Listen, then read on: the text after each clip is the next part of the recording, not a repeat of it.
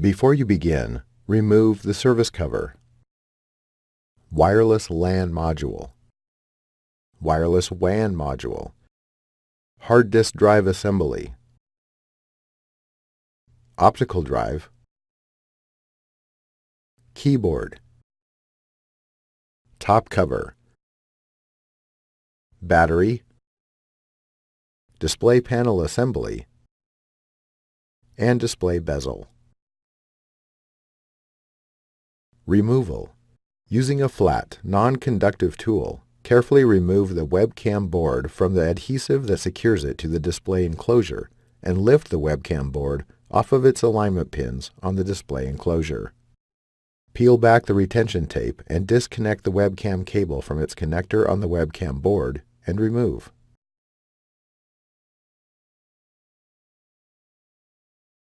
Reverse this procedure to install the webcam.